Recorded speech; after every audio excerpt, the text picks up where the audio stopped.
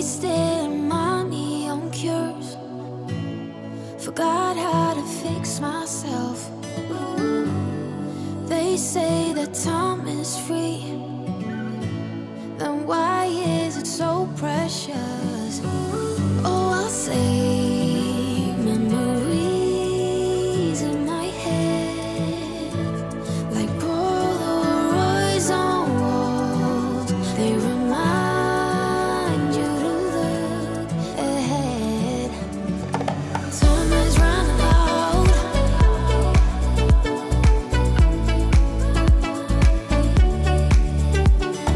Time is running out.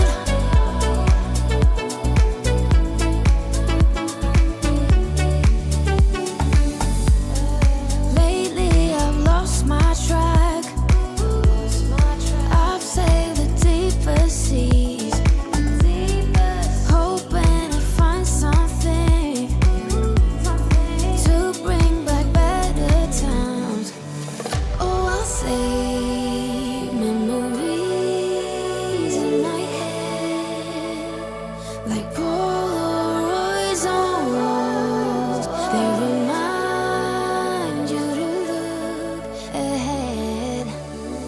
But time is running out. Time is running out.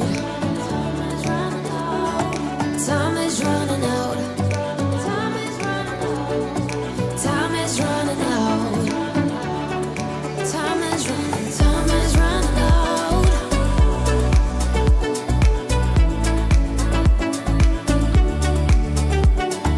Time is running out.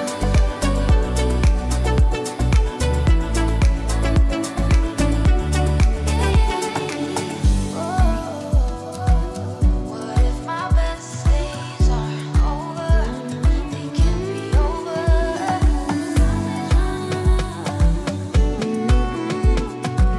They can't be over now. Time is running out. What if my best days are over? They can't be over now. Time is running out. Time is running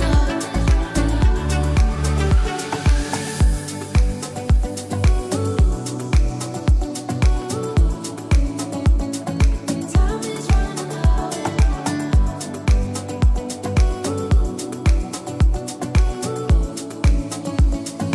Time is running out. Good evening, everybody. It's John here from Tutor to You, welcoming you along to another of our GCSE Economics live stream. In fact, it's our very final one for the academic year. So a very warm welcome to anybody watching live, and of course, as usual, a warm welcome to anybody who's watching this on replay. I'm joined tonight, as I have been all academic year, by Nicky. Good evening, Nicky. How are you? Good evening. I'm great. Looking forward to this. Yeah, as always, we're looking forward to it. Now, we talked last week about paper one's already been and gone, and when we hope that went well for you. And obviously, in between now and then, you may well have taken some other exams. So I'm hoping they're all going really well for you, and others are going to happen, be very successful in the near future. We have one more economics GCSE paper left to go, obviously on Thursday. So tonight, what we're going to do, as we did the night before paper one, we're just going to concentrate on numerical questions. And let me tell you why we're doing that. My view is that if there's any kind of question where students make very, very silly errors and therefore lose relatively straightforward marks, it tends to be the numerical questions. So whether you're good or not at economics is down to you and down to your revision process. But as to whether you do well in your numerical questions or not, sometimes that's down to a little bit of not thinking correctly, not applying what you know, and so on and so forth.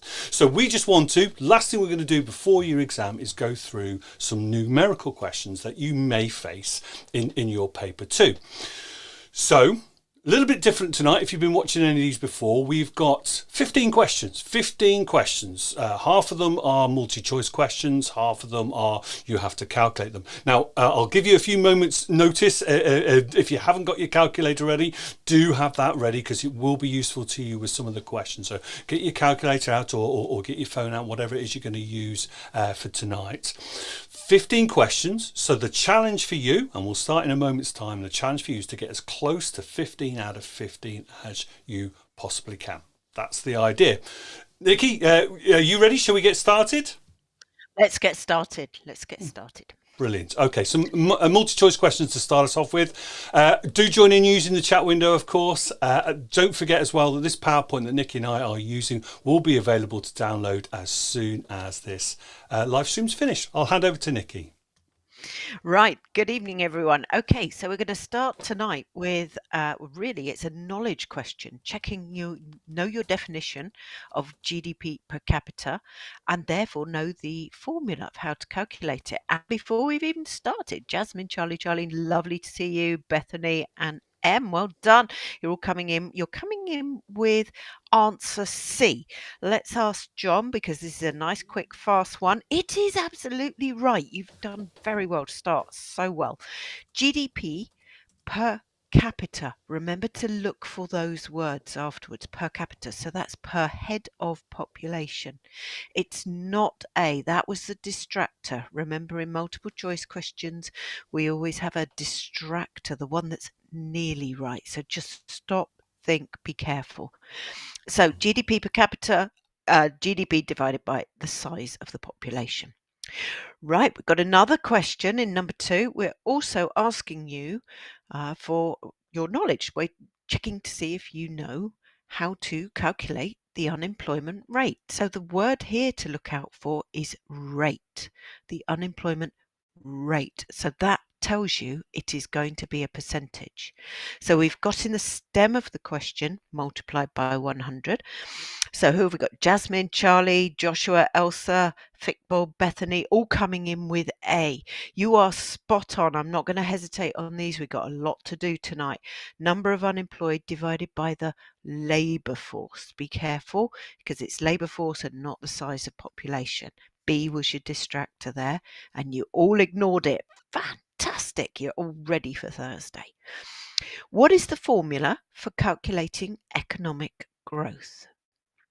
Now that's a bit odd. You've probably done definitions of economic growth, but now we're saying let's have a look at what is the formula for it. So we know that economic growth is stated as a percentage. So we know it's multiplied by 100, and when we're doing a percentage change, it's the new figure minus the old figure divided by the old figure. So you're all absolutely fantastic. Look at this. Bethany, Charlie, Elsa, Joshua, all in with B. Year 2 GDP, the new figure, minus last year's figure, GDP year 1, divided by last year's figure, year 1, and then times by 100, as in the step of the question. Fabulous. What a Fabulous. fine. Yes. Yeah. And of course, Nicky, that's a good example of a percentage change question, isn't it? So we know that the exam may just have a straightforward percentage change question. And the obvious one is economic growth. And as you quite rightly said there, to remember, it's always to divide by the original number, the original year 1 in this case. Wonderful stuff. Okay, let's move on to do some calculations by ourselves without the answers already being on screen. Have a look at this one. I'm going to give you a minute to have a go at this one, a minute to have a go at it. It probably won't take you that long because it's a relatively straightforward calculation. But ultimately, this is a question that asks you, do you know about the balance of payments, the current account in the balance of payments? Right, my minute has started. I'm going to let you have a go at this. Calculate the current account for the balance for this economy. It's a fictional economy. So have a go at that. See if you can work it out in that time. Start putting your answers in. Charlie, straight in. Thank you, Charlie.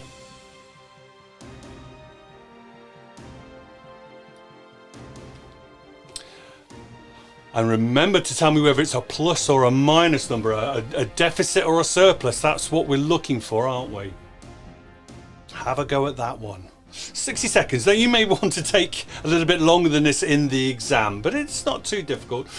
Jasmine's coming with an answer. We'll go through the correct one in a moment or two. Just give people a few more moments to have a go at answering this one.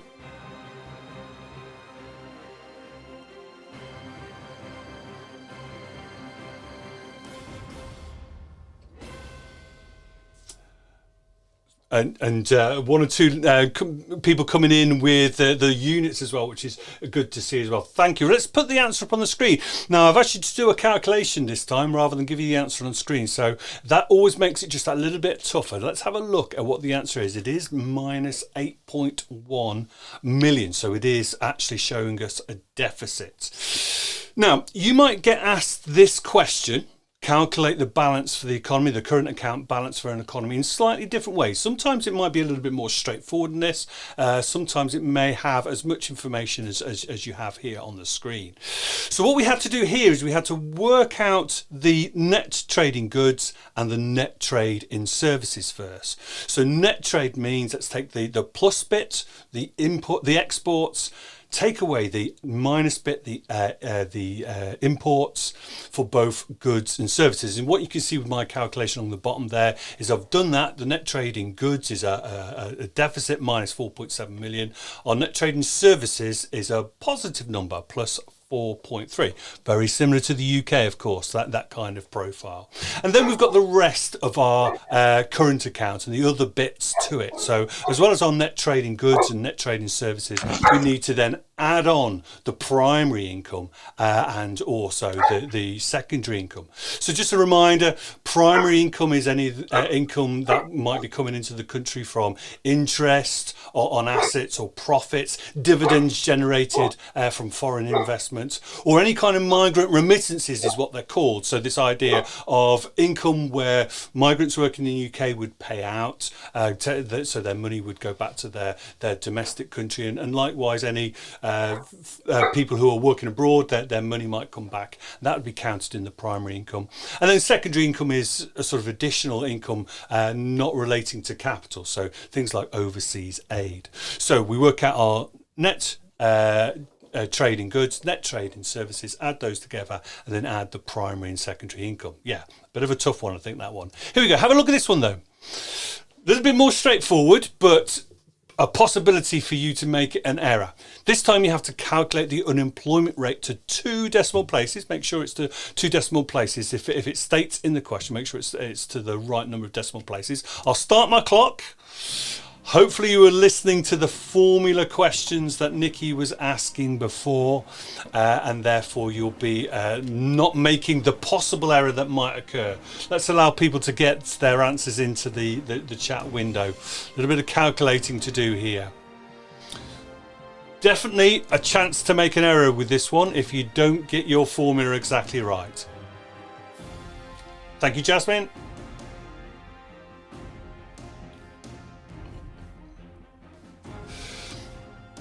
And let's remember our units as well. Don't forget to put the units in. Thank you, Elsa. Yes. Let's get that to 2 decimal places as well. 10 seconds to go. Thank you, Bethany. Thank you, Joshua.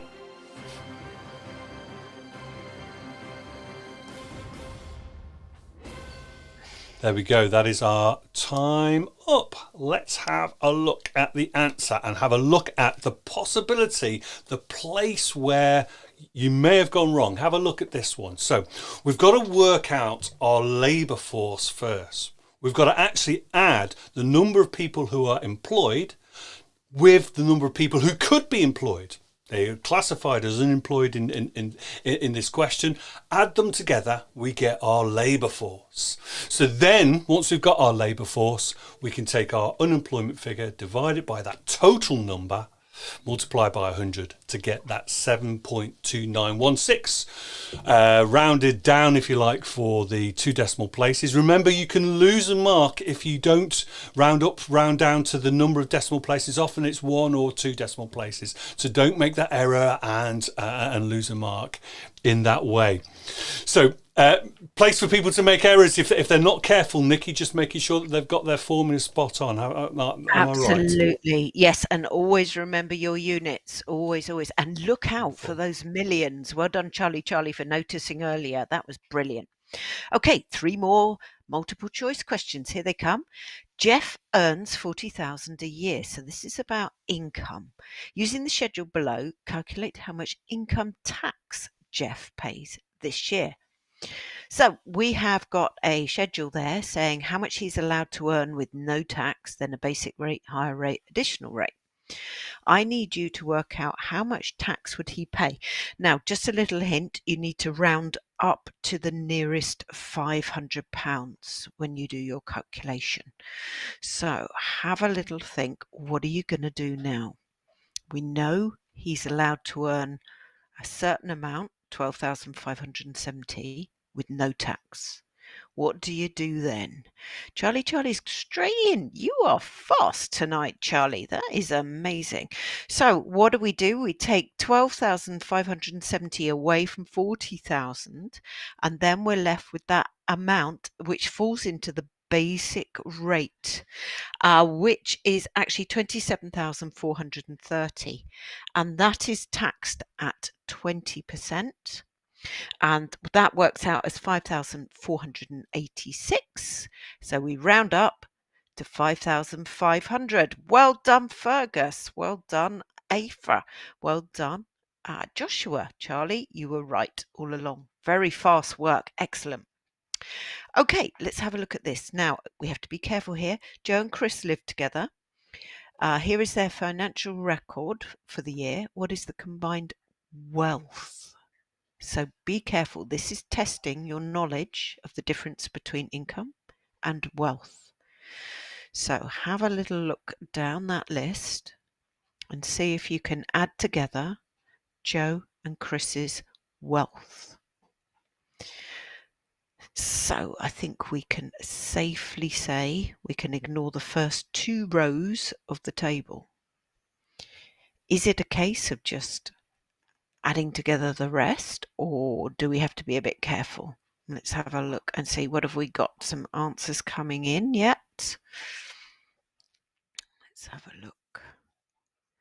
So we're adding together the car, the value of the car, the value of the bike, and the TV. That's quite nice and easy. We add in the value of their savings account because that's considered wealth.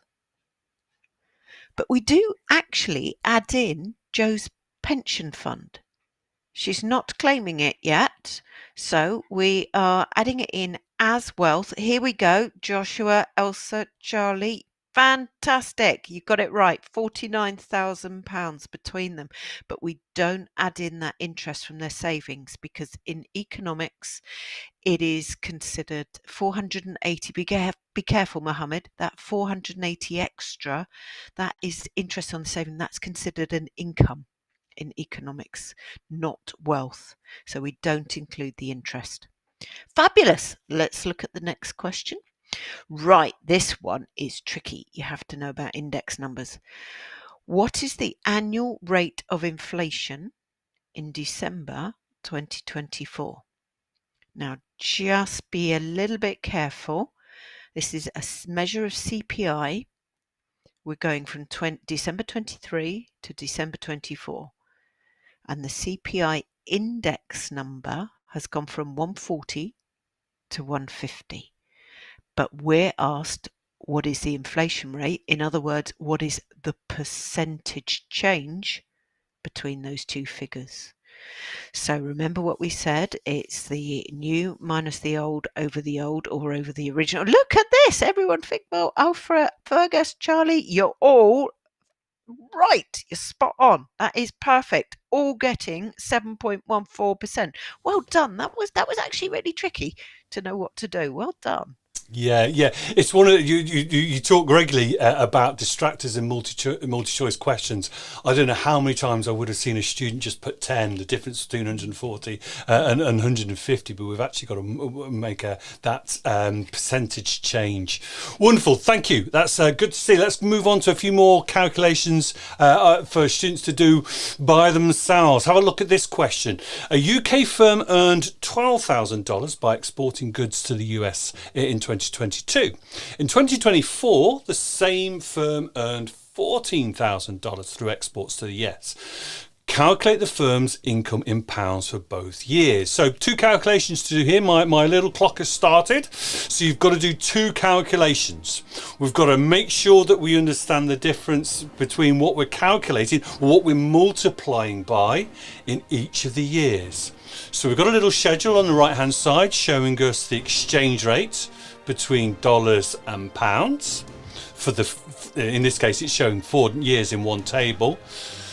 Your task is to look at the 2022 one and the 2024 one and work out what the firm earns in those 2 years. 2 different answers. There are 2 different answers here, so please don't combine them or anything like that. They are 2 different answers. So just 2022 is one answer, 2024 is a separate answer.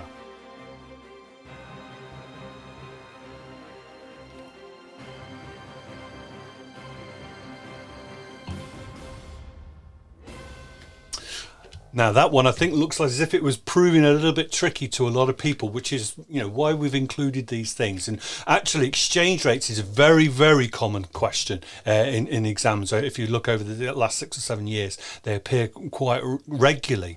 So what we're trying to do is we're trying to convert dollars into pounds, aren't we? We're trying to convert dollars into pounds and then we're taking the amount of dollars. So let's see the answer. Let's put the answers up on the screen and show you how we've done that one. So we've got $12,000. If we divide that by the exchange rate in 2022, which was 1.26 pounds to the dollar, that will tell us how many pounds that is, 9,523.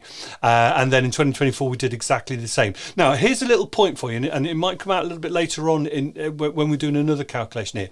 If we're talking about pounds and pence, then we can only go to 2 decimal places, can't we? 2 decimal places. You might work that out and it comes to more than 2 decimal places, but you would never have a 0.7 of a pence, would you? It would always round up or round down. So just remember, if we're doing any calculations where we're doing pounds and pence, dollars and cents as well, it must be 2 decimal places. Well done. Well done to those of you who've had a go with that one. Now, we've got a little diagram this time. So not so much a numerical one. You don't actually have to calculate anything here. What you do need to do is have a think about what the question is asking and how that might shift the demand and supply diagram that's on the screen. Now, what I'm not going to do this time is I'm not going to put a clock up. I'm going to let you have a think about this and give me your response in the chat window. I've got an L and an R, a left and a right on the screen just to make it absolutely obvious what I'm asking you to do. If the UK imports more goods from countries that use the euro, which is a high proportion of European countries, or certainly a high proportion of the EU countries. If the UK imports more goods from countries that use the EU, will this cause the demand or the supply of pounds to shift to the left or the right? And what will happen to the value of the pound? The value of the pound will decrease, Janice has said. Can we give me an answer to which way the supply curve is shifting? Let's have a look, see if we've got any other. Charlie, supply increases. Let's see if we get 1 or 2 more answers. I'm going to put the answer up on screen though. Let's have a look at this one. Apologies, the answer is not appearing on the screen. Already there. It's already there. Sorry, it is already there. I'm sorry. That was poor, wasn't it? That was poor on my behalf. I'm not using my clickers very well tonight. So yeah, the supply curve has shifted to the right, and we've seen a decrease in our pounds. So if the UK is importing more goods from abroad, that means we've got to convert our pounds to euros, which is what's causing that shift in the supply curve. Apologies, that was very, very poor on my behalf. Oh, Nicky, there we go. We're on our last one, aren't we? And there I am making a mistake with the clicker. Let's do some multi-choice questions. It's a bit more straightforward with the clicker. Sorry about that. It was Trick question. Right, we're on to our last 3 multiple choice questions with me tonight. So, in this table, we have the UK's total tax revenue in billions of pounds. In which year did the UK's total revenue increase the most? Now, it might be tempting to think, oh, it's too many numbers, and rush through this. But actually, you just slow down, you look at it, it's okay. Jasmine's already come in with an answer. Okay, so what we're going to do is have a look what's the difference between each year. So in the first year, it's between 2019, 2020 up to the next year, 2020, 21, it's 12. Then there's a 10 difference. Then there's an 11 difference. And then there's a 4 difference. So we've immediately established. Now what we've got to just be careful with, of course, the answer says 2020 to 2021 because that refers to an individual year rather than the difference between 2020 and 2021. So excuse me. So you can see that you just had to be a little bit careful, stop, think, take a beat, and then you'll be fine. The question wasn't actually as complicated as we thought. So well done. Perfect. Really, really good. Right, now we've got another current account question, and this one, the last one, foxed you a little bit. So let's see if we can work this one out. It's not quite as complicated. The economy has a current account deficit of 50 billion. Its national output is 400 billion. What is the deficit as a percentage of national output? You could never do too many percentage questions. You always need to be able to do it. Let's have a look and see what is 50 as a proportion of 400. And remember what we've said before. Oh, look at all these perfect answers coming in. Do a little bit of a sense check and just think, is that about right? And what have we got? We got answers coming in at 12.5%. Be careful. Remember, this is multiple choice, so you need to give me answer C, but you are spot on. You are absolutely right. Elsa and Bethany and M, everybody is getting it absolutely right. Well done. Right, let's look at this last question. This table shows UK economic growth between 2019 and 2023. The average annual rate of growth for this period to 1 decimal place. Remember what John was saying? 1 decimal place. So let's have a look and see. We've got to work out the average annual rate of growth. So if you add them all together, all the way down, and then you divide by the number of years there, which is 5, and then have a look and see which number you come up with, and we need it to 1 decimal place. If you've done your calculations, remember there might be a distractor there, so be very careful. You're all getting it absolutely right. Yes, you are. Perfect. My goodness, you don't need me at all. You are all getting it right. It's 1.7% to 1 decimal place. At 1.66%, your distractor would have been B, but you weren't fooled. Well done. No, Fabulous. They weren't. Clearly, students who are watching this, Nicky, are bothered students, and they've done quite a bit of their research and revision already, which is great to see. And of course, it was a straightforward average question, wasn't it? It was. And you could be presented with data in all sorts of formats. And this time it was just economic growth, and we just had to work out an average. They should probably put on the exam paper average, and then in brackets mean, or they may just use the word average or mean. So well done. We've got 2 questions left to go. Let's have a look at this. 2 more calculations to do.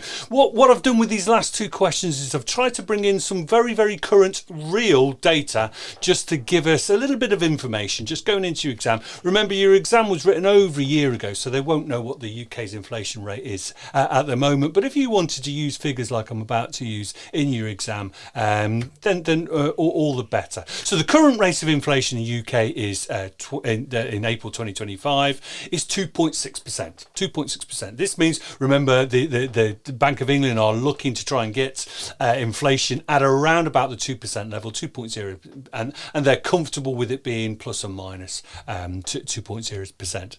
This means that in theory, a product that was sold for the price of £1 £1.60 in 2024 would now cost how much? So I'll get my clock started, let you have a go at making that calculation.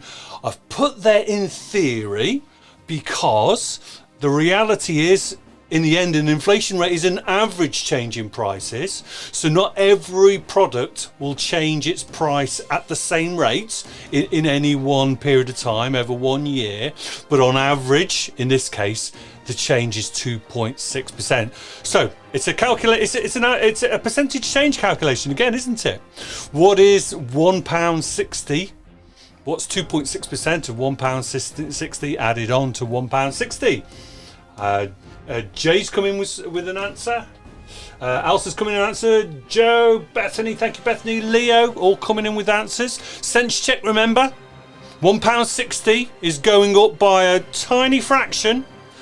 We wouldn't expect it to be too much, would we? And just looking at one or two of the answers there, think about that from what Nicky was saying before. Sense check your answers even before you've absolutely sure whether you got it right or wrong. 2.6% is a small amount, isn't it? So we'd expect our £1.60 to go up by a small amount. And so the answer is £1.64. The formula is fairly straightforward. If you want to calculate it straight away, you multiply your number by 1.026, 102.6% if you like.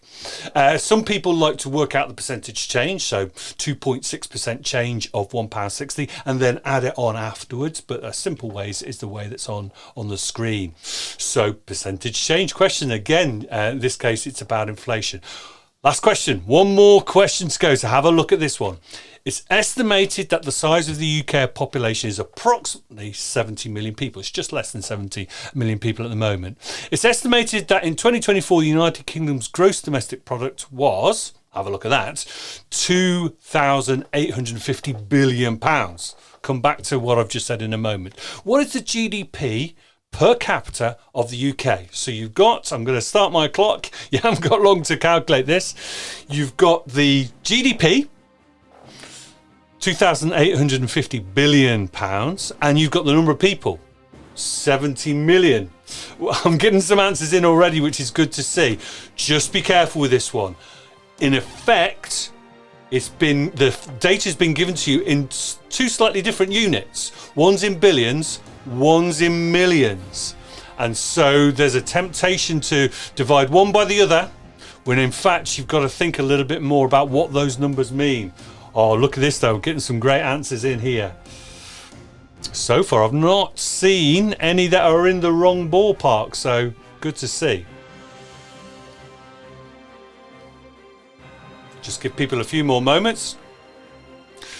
We've got GDP in billions, a size of the population in millions. So we've got to divide one by the other. Let's have a look at the answer. There we go. That's what most of you are getting there on the screen. So well done to you. So I was giving you that tip throughout. Just be wary of that one when you're looking at data and it's asking you to make those calculations. If something's quoted in billions, a billion is 1,000 million. That's what we all go with these days. It used to be different, but nowadays a billion is 1,000 million.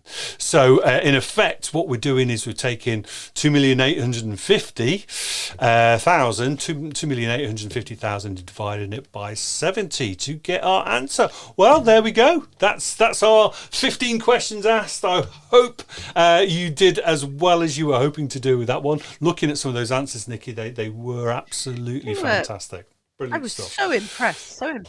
Very impressive. So a couple of things just to say before everybody clocks out of tonight's live stream. Don't forget to have a look at the numerical live stream that we did for paper one if you want some more tips on doing some numerical calculations and things that you might want to do with your exams. So the general tips that are in that live stream are still primarily relevant to this stream. So have a look at that. Don't forget that the PowerPoint that Nicky and I have been using tonight will be available for you to download as soon as I press the finish button in a moment.